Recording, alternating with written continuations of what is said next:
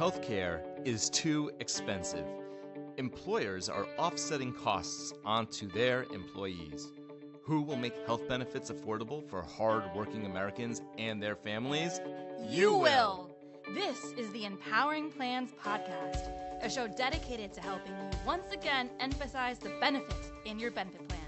Now prepare to learn, Plan, save, and protect with the FIA Group. Hello, everyone. Welcome to another edition of the Empowering Plans Podcast. First one for me of 2026. So excited to be back in a virtual studio. I'm Brady Bazar. I'm a Senior Vice President of Consulting here at the FIA Group. And joining me today is Brian O'Hara. Brian, want to introduce yourself today? Sure. Thanks, Brady. My name is Brian O'Hara. I'm the Director of Provider Relations Negotiations. And this is also my first podcast of 2026. So welcome back, everyone. Kicking it off right here in the aftermath of a snowstorm here outside Boston. Hopefully we don't lose any connections as we're coming to you virtually here. But we thought we'd tackle a very important topic today, mostly in Brian's world, provider relations world, about the NSA, because we want to go over what the latest developments are, what you need to know. There's some new data that's been released, or I guess you might say it's new data, but it goes over some data from last year because, you know, how the agencies are a bit behind, of course, in what they produce, but there's also some important developments on the legal side and some case law. So we thought we'd jump into those and talk about what you should do as a TPA, what you need to know, maybe some of the top things to be aware of. So why don't we kick right in and kind of go through a brief agenda. I want to touch on some of the data that CMS has put out about IDR volume. Surprise, it's still enormous. I think everyone saw that coming. Talk about some of the QPA rules, what the status of those are. Talk about IDR enforcement, and that's kind of where the court case comes up that Brian's going to touch on. And then talk about sort of what's changed operationally, if anything, in 2026 for TPAs in the IDR process. And then kind of, you know, with top 5 things or top 10 things, however many there are to do in the next, you know, month or so as we kick off the new year and TPAs look to make sure they have a process in place to deal with the extremely high volume of IDR cases. So the data that we have from CMS actually covers the first half of last year, so January to June 2025. Parties initiated 1,186,812 disputes through the IDR portal. That's quite a lot. So 39% more than the last 6 months of 2024. 81% of those disputes initiated by providers or their representatives. And it even gives you the top 3 who accounted for 44% of all disputes. That's Halo MD, Team Health, and SCP Health. Those are the ones that are named in the report. So I guess, Brian, like from the provider relations side, what does it mean operationally when you have sort of such a small set of groups that are driving this much volume? Yeah, unfortunately, we have seen the rise of these kind of boutique billing agencies. Halo MD and Team Health we work with all the time. And it's tough because they initiate open negotiations in IDR on everything, regardless of eligibility. They often don't respond to negotiation requests. They're extremely difficult to work with. So it's really important that you make sure to keep track of your open negotiation requests. Keep a good record of your, attempts to make good faith negotiations, and, when inevitably these go to IDR, because that's what they want. Make sure to keep a log and to include that information. This is not like settlement discussions in litigation where these, pre-litigation settlement discussions are not admissible. And in fact, good faith negotiations is actually part of one of the, considerations that can be taken into account. So make sure to keep a log of it. All the times you tried to outreach, all the, meaningless responses that you got, keep a log of it and make sure to enter it when you submit in IDR. Nice. Yeah. Well, there's some good news here too, though, with the data in the report, which is that the throughput seems to be improving. The certified IDR entities closed 1.3 million disputes in the first 6 months of last year. So that's a 48% increase compared to the last 6 months of 2024.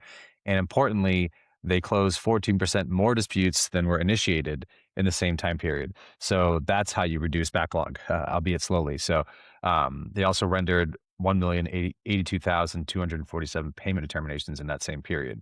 So the machine is processing more, it seems like, but for plans and TPAs, that can be a bit of a mixed blessing. More determinations mean more final numbers to live with and more deadlines. But we are seeing progress in the backlog. One question, I asked, and I'm sure a lot of you are thinking, is what's slowing things down, and how can TPAs potentially try and avoid it? There's kind of a clear indicator about what's slowing everything down in the report, and that's the eligibility issue, right? Not initiating parties have challenged eligibility in 40% of disputes. So that's 476,000 out of the 1.1 million I described. So, of course, eligibility reviews go faster when both parties are submitting complete information that's accurate upfront. That doesn't always happen, as we know. There's a lot of data elements to submit there, but maybe Brian, maybe you could talk about sort of what TPAs are seeing on the eligibility side, or what they should be aware of when providers are submitting claims to go through the IDR process. Sure. Like I mentioned, and this will kind of be a theme throughout this, is that providers, a lot of these billing agencies are just submitting everything. They've kind of automated the process. I refer to it as kind of like a Henry Ford style process where everything just kind of goes through on the conveyor belt. So don't assume that a claim is eligible just because you receive an open negotiation notice or a notice of IDR. Check the network status. Is this an in-network claim?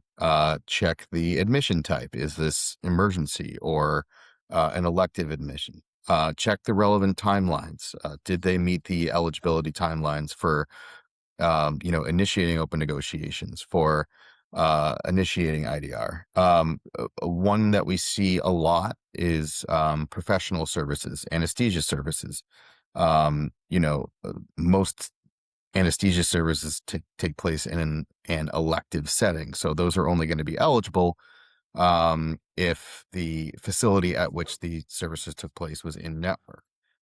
So check the network status of the facility where the services took place, and make those challenges, when you see them, because, it's important to kind of be the goalie and keep these ineligible disputes out.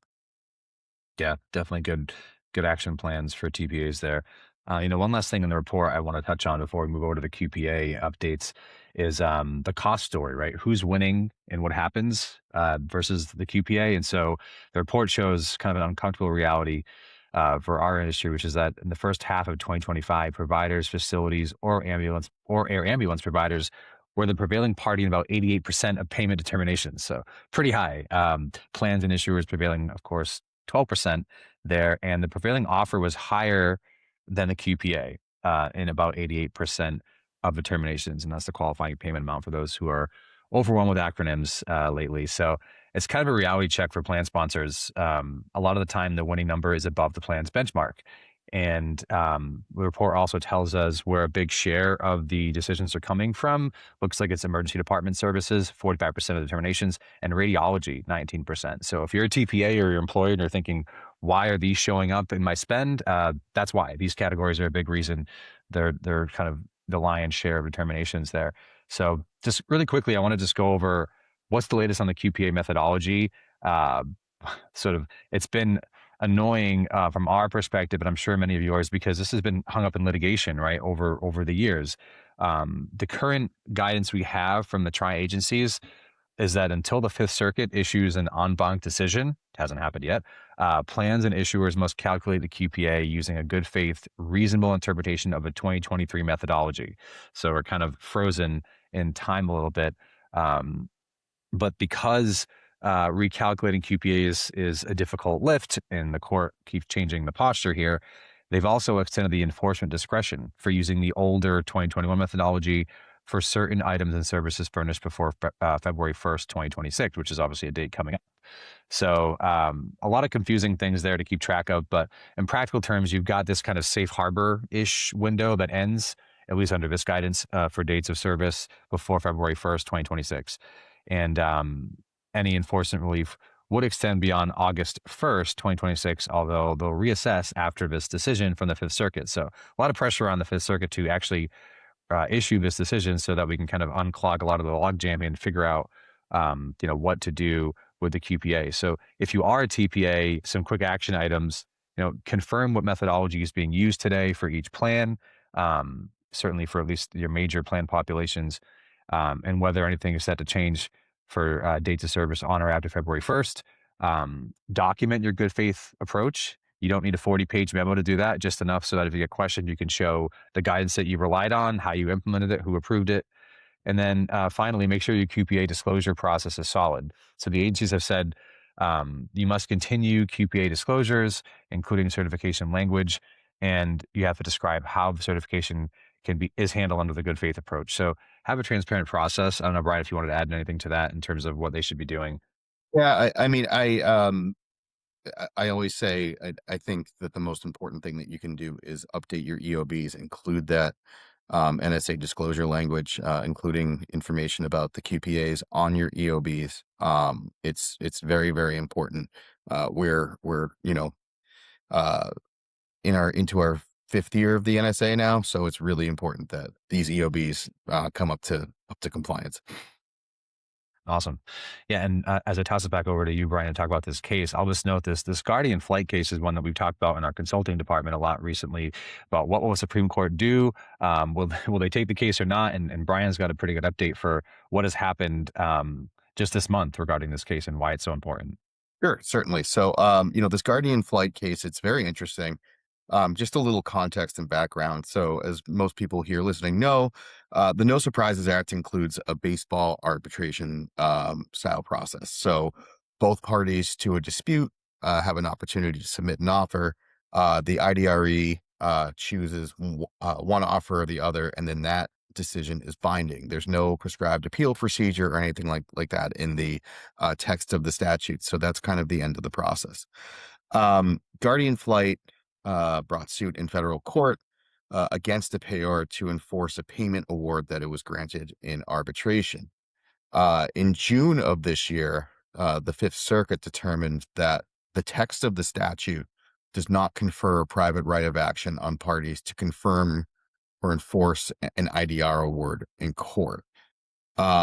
So this was obviously a major decision. The decision did note that, while awards are binding, the NSA calls for administrative enforcement. So specifically through the Department of Health and Human Services, by levying civil penalties against payors that fail to pay these determinations.